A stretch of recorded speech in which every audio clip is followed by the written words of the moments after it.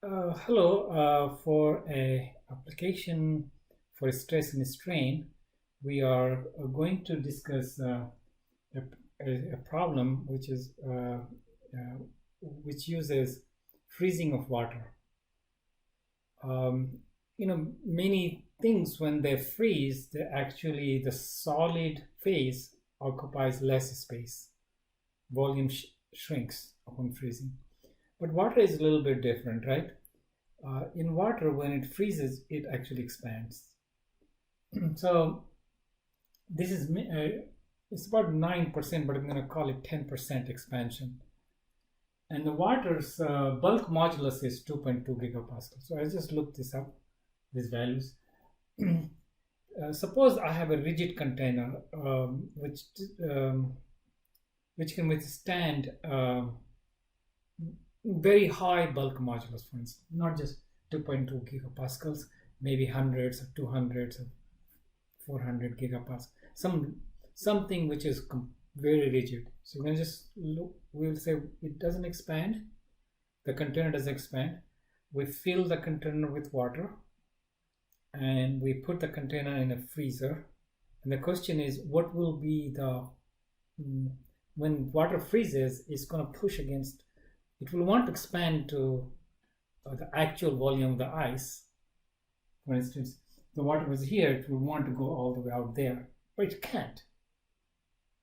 So that will be cause stress because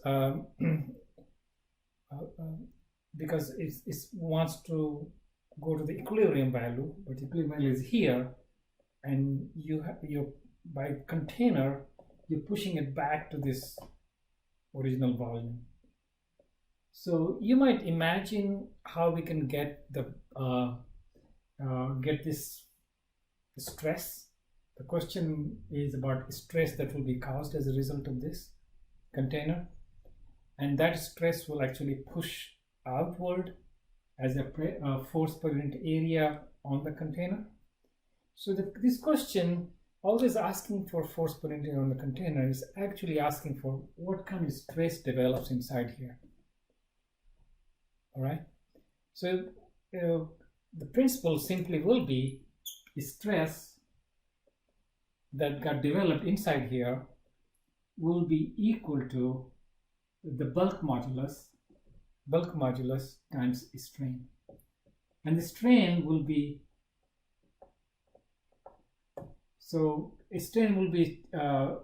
fractional change in volume. Of course, there's no volume change occurred, right? So what is it? Delta V will be 0, right? Wrong, because this delta V is saying how far away from the equilibrium my system is upon freezing. It's supposed to be here, but is actually from, so all of this volume has to be shrunk for it to be in there. So delta V is this fractional change, and that's what's given as 10%. So this is equal to 0.1. This is an important point. Think about it a little bit, okay? Not just say take this number from me, but think about how you would internalize it. How would you argue about these things? How things are happening? Whether you like the picture of imagining there was no container. So there's one way of calling this story. No container, and you're just freezing, and it just went up like that. This shape water just expanded to that bigger volume. Nothing happened, no stress developed, right? And then later on you pressed on it to bring it back to this, and so that caused the pressure that you applied per unit area is that stress. So that's one way of thinking about it, and that tells me delta V over V is 0.1. Bulk modulus is given as 2.2 gigapascal. So if you just multiply this directly gives me the answer. That's pretty cool. So there's not much to this problem if you think about it like this. So sigma is 0.22 gigapascal. Now, you want to write with scientific notation, it will be 2.2 times 10 to the power 8. Pascal. So that's the answer for this problem. That's the amount of force per unit area applied. Now whether this force will break the container or not depends on the what is the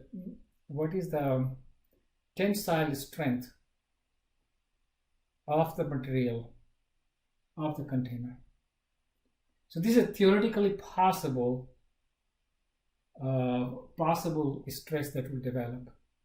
Does not mean it will develop. If the container breaks, then of course it's going to get this stress will get released. So you have to compare this to the strength, ultimate strength of the material of the container to be fully appreciative of the answer. This may or may not be the answer. This is theoretically possible stress, and you must compare this to the strength of the material. Okay. All right, so I'm done with this. I will see you in another video.